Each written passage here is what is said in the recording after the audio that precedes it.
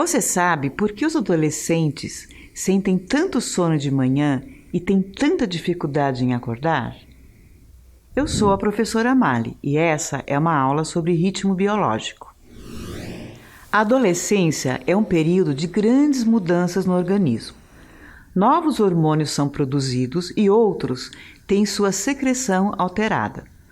A hipófise começa a produzir hormônios sexuais em maior escala, o que provoca alterações que tornam o corpo apto para a reprodução.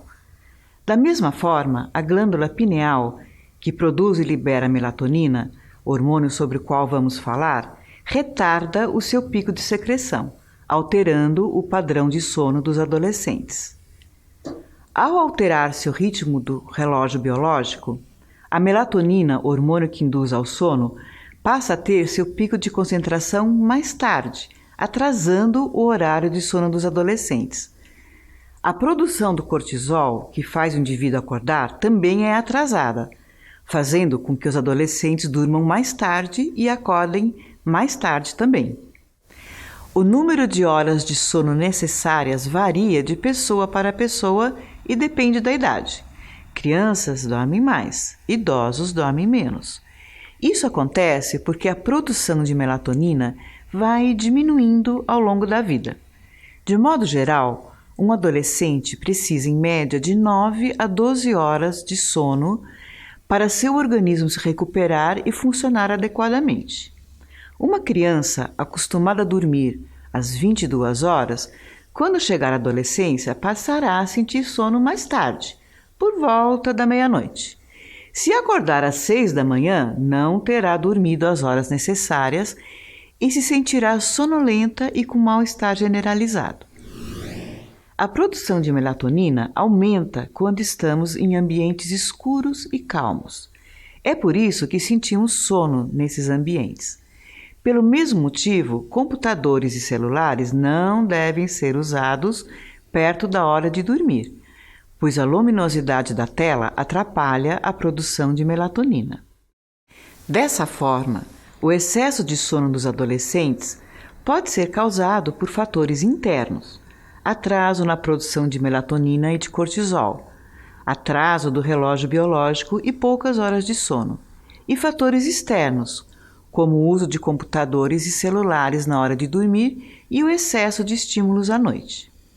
Agora que já ficou claro por que os adolescentes sentem tanto sono, vamos entender um pouco mais sobre o sono. Por que dormir é tão importante? Durante muito tempo, acreditou-se que o cérebro repousava durante o sono. Hoje, sabemos que ele trabalha bastante durante alguns estágios do sono. Isso mesmo, o sono não é igual durante a noite toda. Ele passa por duas fases que se repetem em vários ciclos. Essas fases são sono REM, em inglês Rapid Eye Movement, que quer dizer movimento rápido dos olhos, sinal clássico dessa fase, na qual a atividade cerebral é mais intensa. Sono não REM, ou NREM, em que a atividade cerebral é menos intensa.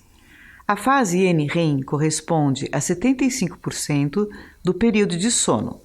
Começa quando adormecemos e vai até alcançarmos descanso profundo, com menor atividade neural. O ritmo cardíaco diminui, a respiração fica leve e lenta, a temperatura cai e os músculos relaxam.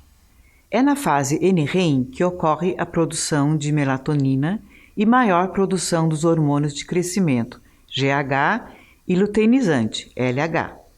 É também nessa fase que o cérebro consolida informações e a memória de longo prazo. A fase REM envolve 25% do tempo de repouso. É o momento do sono restaurador, período em que os sonhos acontecem. Os músculos estão totalmente relaxados, quase paralisados, com exceção dos olhos que se movem rapidamente. É nesse momento que o cérebro armazena a memória intelectual ligada ao pensamento lógico e matemático, e a memória de curto prazo se forma. Ao longo da noite, as fases NREM e REM se alternam em ciclos que se repetem de 4 a 5 vezes por noite. O sono é importante porque a memória se forma enquanto dormimos. E é durante o sono que o nosso corpo cresce e produzimos os hormônios que garantem nosso desenvolvimento sexual.